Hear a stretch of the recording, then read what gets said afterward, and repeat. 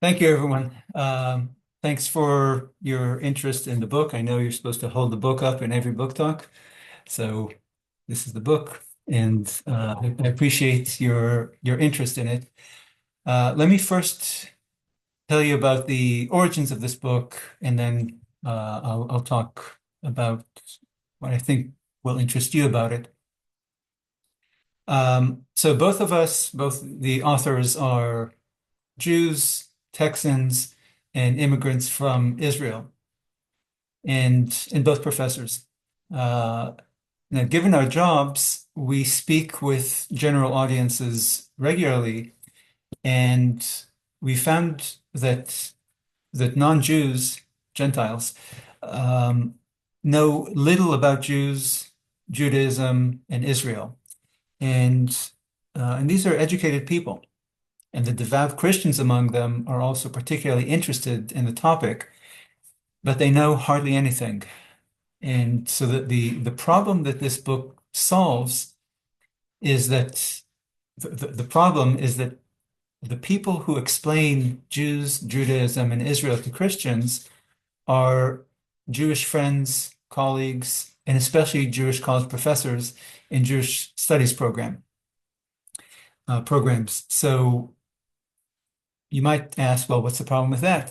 The problem with that is that American Jews are look, American and Israeli Jews are kind of like the biblical tribes of Israel in the sense that they're conjoined and similar in many aspects and beholden to one another, but they're dissimilar enough in circumstances, traditions, lineage, and then on top of that, sociology and politics and religion and customs.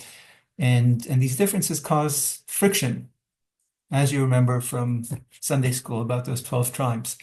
So, um, so when Christians turn to American Jews for guidance about Jews, Judaism, and the Jewish state, they're getting guidance from Jews who are um, non-Orthodox Jews, who are highly irreligious, and who have little contact with Judaism and little feeling for Judaism, and they're wholly ignorant about the Orthodox mainstream of Judaism. Um, so they have a weak Jewish identity generally. They know little Jewish history, have not read the Bible, don't know Hebrew, have not visited Israel, and don't attend Jewish religious services or participate in Jewish life otherwise. Then on top of that, the Jews who explain Jews, Judaism, and Israel to Americans happen to be concentrated in academia and media, meaning professors and academics and journalists. So on top of these deficiencies that I just listed, um, there are also deficiencies for explaining Jews, Judaism, and Israel. Um, they're also concentrated on the progressive wing of left-wing politics, um, meaning that Jewish professors and Jewish journalists tend to be either, again, as people located on that progressive wing of the Democratic Party, tend to be either hostile or ambivalent towards Judaism as a religion and as a nationalism, and therefore also ambivalent, or at least ambivalent, towards Israel. And so the fact that these Jews are the face of Judaism for a pro-Jewish and pro-Israel group of Americans is it's a problem. Yeah, it's a problem for Jews and for the Jewish state because it misrepresents them to the world. And it's a problem for Christians because it keeps Christians in the dark about an important component of their own faith, by which I mean the Jewish roots of Christianity and of the Christian Bible. So this book speaks to two audiences. It speaks to Christians, explaining basic things about Jews, Judaism, and Jewish history and the state of Israel and the Jewish state, and building on that to discuss some of the tensions between the world's two major Jewish populations in Israel and America. And the other audience, target audience, is American Jews who overwhelmingly also are in the dark about who and what they are as Jews. And so they know the Passover story, the Holocaust, they know their grandmother's cooking maybe, and Seinfeld. Okay, but they don't know who King Saul was, or Samuel, or Ruth, or Maimonides, or Herzl. So these are Jews or half Jews or quarter Jews who know little about Judaism. And in this respect, they're similar to their Christian friends and neighbors and colleagues. So even though maybe now they're a bit more interested in Israel and Judaism than they were before October 7th, the kind of the anti-Semitic attack in Israel and then the wave of anti-Semitic celebrations of it here in Europe and in America, on college campuses. So I guess so. The war in Israel is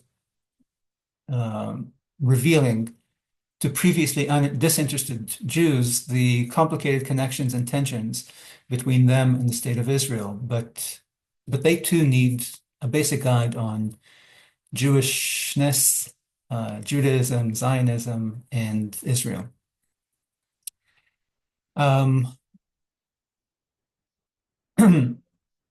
Sorry. So the book is about the Jewish people. It starts with the observation that for the first time in Jewish history, the Jewish nation today is evenly split in only two locations. Israel and America, with roughly 7 million in each. The book identifies the sociological, cultural, and political differences between these two Jewish groups, these two Jewish populations.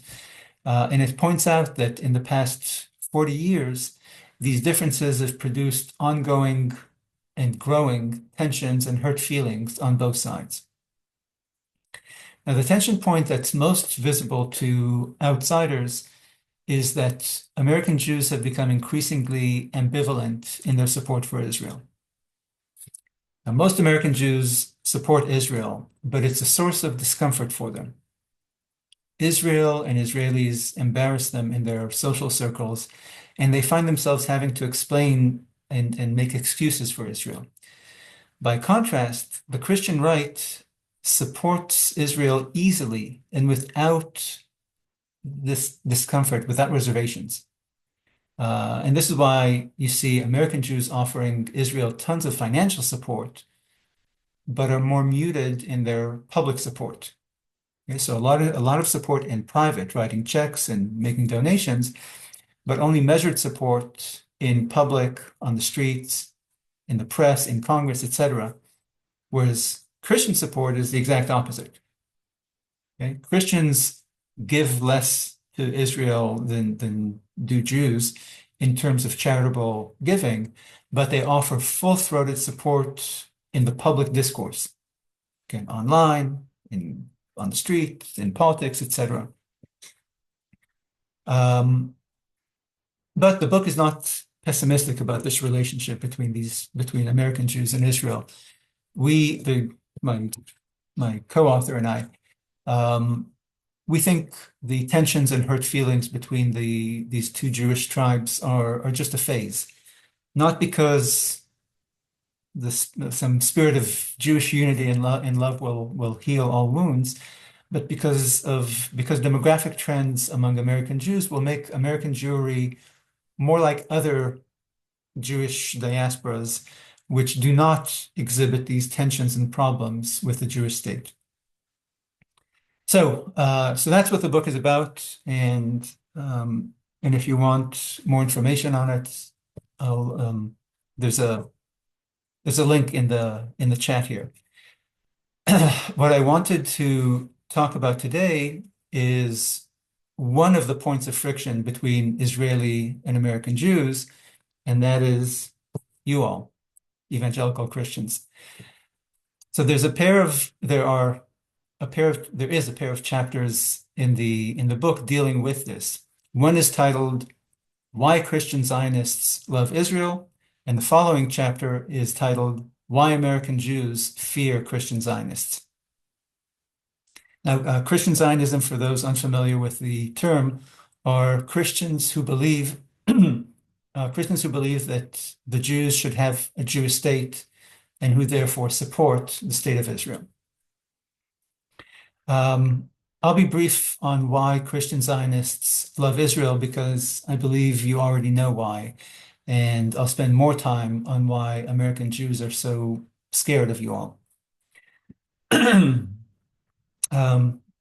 Many years ago, my father in Israel told me that he finally understood why these crazy evangelicals love and support Israel so much. It's because if Christians help Israel, then Israel will survive and thrive, and all the Jews will leave the United States and Canada and Argentina and France and return to Israel, and that will finally bring about the second coming of Jesus Christ. Mission accomplished. So it wasn't news to me, it wasn't news to me that people think this crazy thing. And so I asked him where he heard this story. I asked him, did you hear this from an evangelical Christian? And of course, the answer is no, he did not. Instead, he heard it from a colleague of his on some European educational committee, some professor who is, like my father, an atheist. And you hear this explanation about the second coming, etc. You hear it a lot, to explain this seemingly bizarre support of Christians. Like what to you seems natural, to many people who are not Christians seem like a head scratcher. And the solution they come up with is this theological mishmash. And okay, so it's only non-Christians who offer this uninformed explanation for Christian Zionism. Christians never do because Christians know that no one, not Christians, not Jews, not Israel, not all of humanity, can make God change his chosen timetable for the second coming. Okay? So what explains Christian Zionism is religious awakening. Okay? Historically, the notion of God restoring the Jews to their ancient homeland, this movement sprang in Anglo-Protestant circles during the Second Great Awakening in the it has even earlier roots in the 18th century, but in the First Great Awakening. But it's much more pronounced and articulated in the mid-19th century in the Second Great Awakening. And you can see that it's this Christian awakening that led to what we now call Christian Zionism took place at the same time that a nationalist Jewish awakening, a nationalist and religious Jewish awakening was taking place in Jewish circles, inspiring the same notions about a return to the land of Israel. And then when the United States experienced yet another Christian revival in the 1960s and 70s, this feeling and this commitment intensified, and that really gave form to the evangelical support for Israel and for Jews generally. And this is true even today on an individual level. When a Christian is born again, he or she connects on a personal level with the written word and gains an appreciation of God's will regarding, among many other things, God's will regarding the Jews and the land of Israel. So like I said, the shift began in the 19th century, in the later 19th century, second half of the 19th century. British and American Christian Zionists then saw growing evidence that God's redemptive plans were visible in their own time with the British conquests of the Holy Land in World War I, and then with the abolition of the Islamic Caliphate a few years later.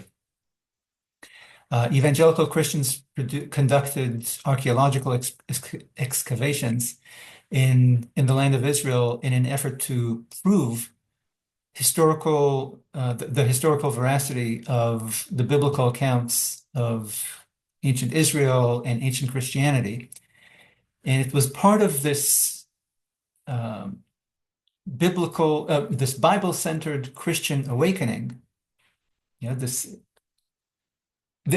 Bible-centered Christian awakening produced an effort to show Christians and others that the biblical account is correct about the past, which means that Christians should take seriously its account of the present and the future as well. Evangelical Christians also began a reassessment in biblical studies in light of these archaeological excavations and findings. These Christian scholars drew attention to Christianity's Jewish inheritance and highlighted Hebraic influence in the New Testament over Hellenic influences, which were highlighted in previous centuries.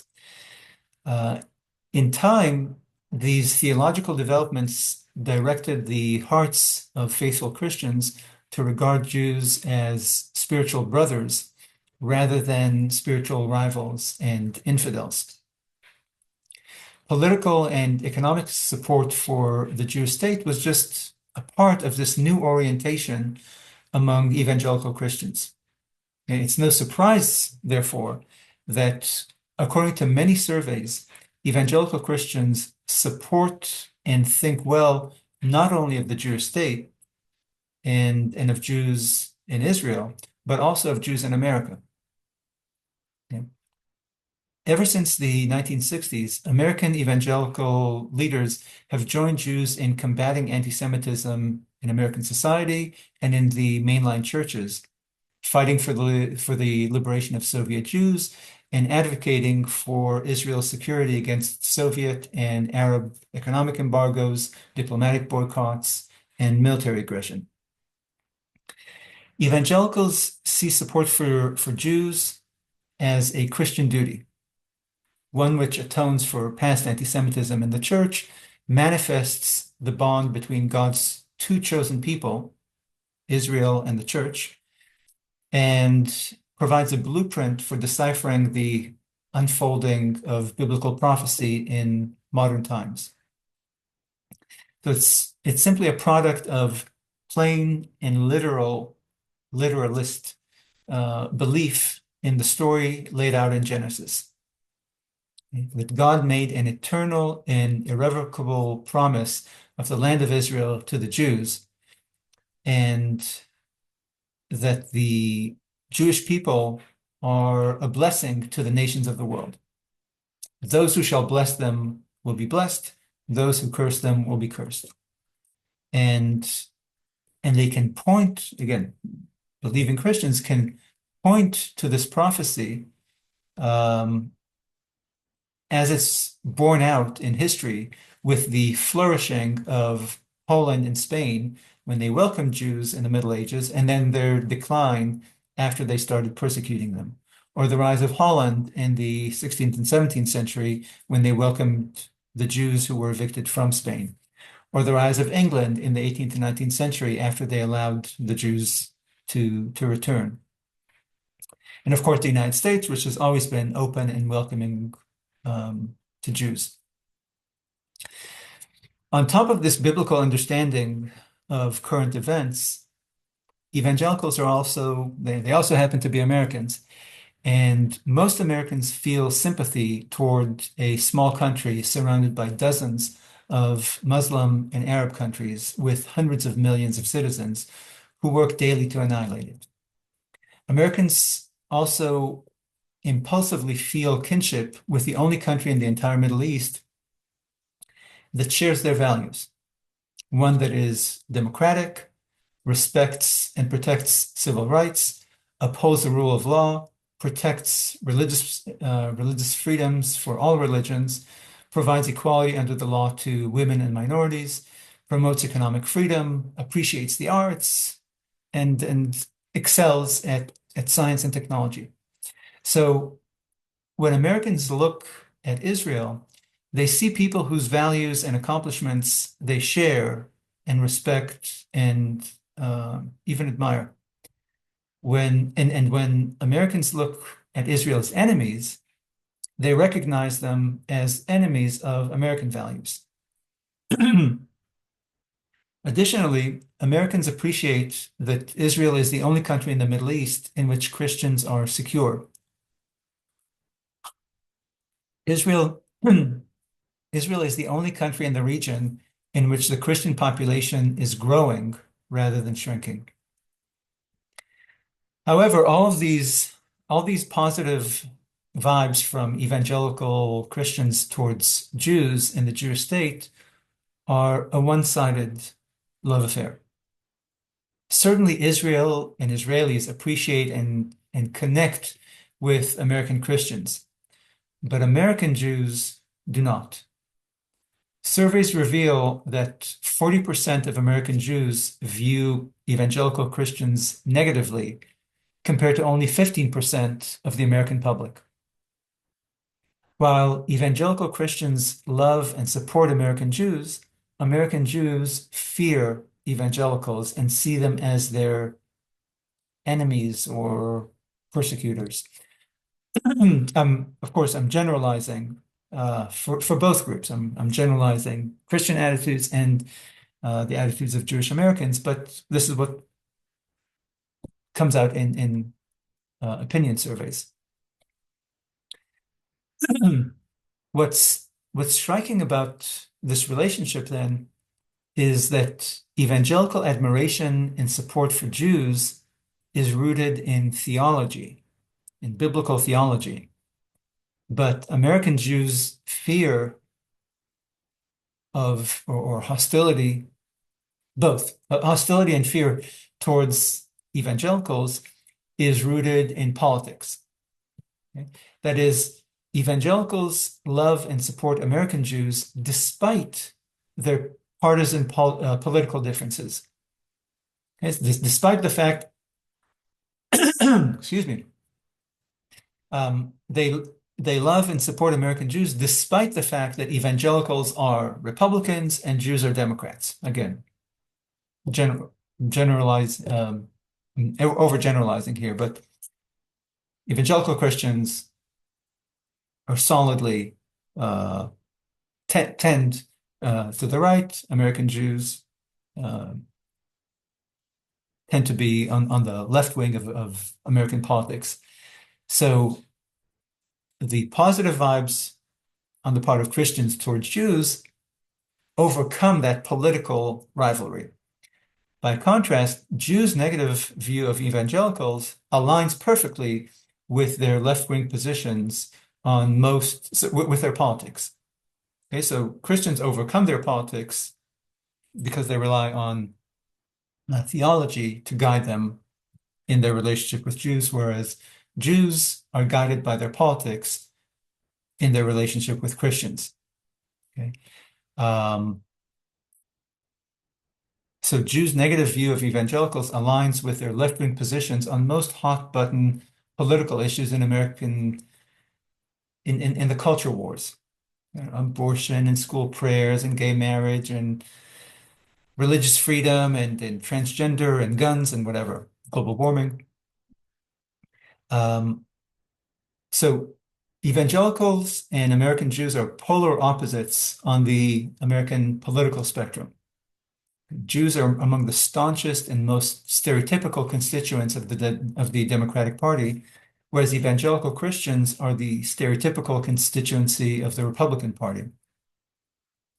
And I don't need to tell you that Democrats see evangelicals and other stereotypical arch-Republicans not merely as wrong, misguided, foolish, maybe ignorant about public policy, but as bad people who want to harm their fellow Americans and destroy American democracy. Um, for example, a CNN article from 3 years ago uh, described the movement as an imposter Christianity that uses Christian language to cloak sexism and hostility to Black people and to non-white immigrants in its quest to create a white Christian America. Um,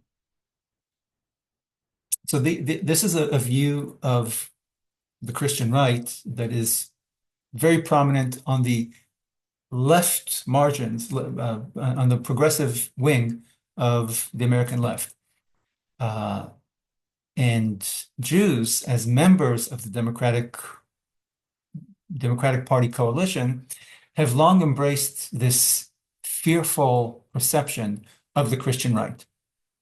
And so, for example, Rabbi Eric Yoffie, who's the president of the Union for Reform Judaism, warned in the early 90s that evangelicals seek to impose their own belief on all Americans and that they often encourage violence.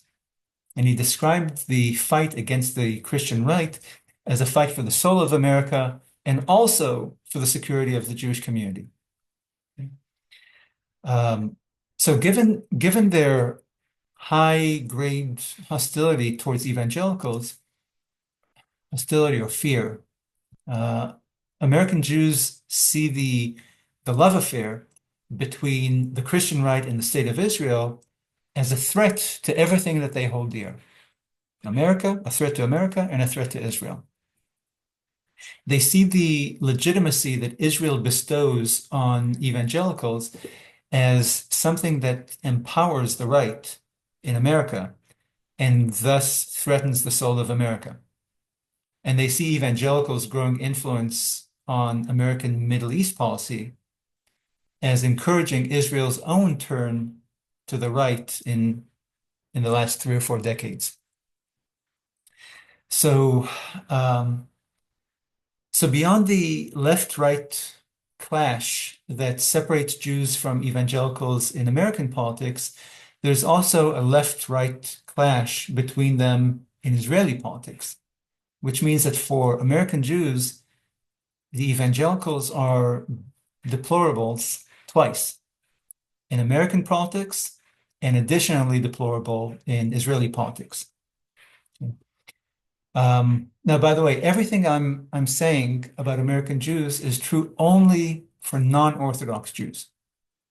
Orthodox Jews share the political leanings and the biblical the biblical sensibilities of evangelicals, but Orthodox Jews are only 10% of American Jews, so I'm not talking about them here. So this left-right divide. This divide between left and right in Israel has long been about the feud between Jews and Arabs over whose land is this. Of course, people who see the Bible as an authoritative history of the Jews and as a timeless guide to divine justice see God's verdict as determinative. You know, they see the Holy Land as the Jews' homeland. So they reject the Arab accusation that Israel is a colonial project. Okay? They insist that the Jews are the indigenous population of the land of Israel. The Jews are not foreign invaders or occupiers who have dispossessed the natives. Okay? Because not only was the land of Israel gifted to the Jews explicitly by God himself, but biblical history clarifies that the Holy Land is Jewish by historic right as well. The only times there was ever an independent state there, it was a Jewish state. First during the era of the Second Temple, then under the Maccabees during the Second Temple, and then the state of Israel. Evangelicals therefore insist that no people could have a stronger religious, historical, or moral claim on any land than the Jews have on the land of Israel. By contrast, American Jews, again, the non-Orthodox among them, American Jews approach the Hebrew Bible as a human creation because they're quite irreligious.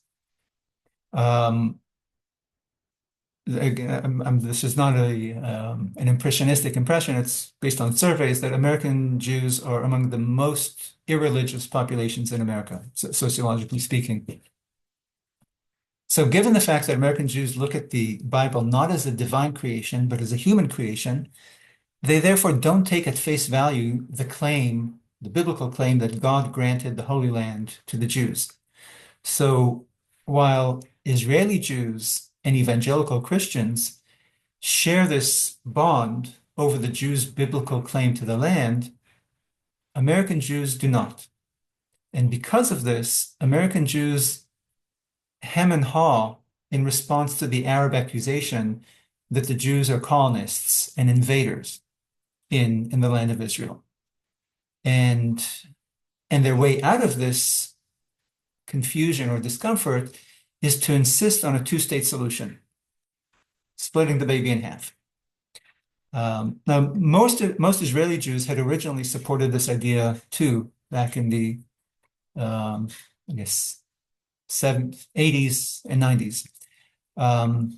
Israel offered Palestinians multiple two-state peace plans from the 1990s to the early 2000s.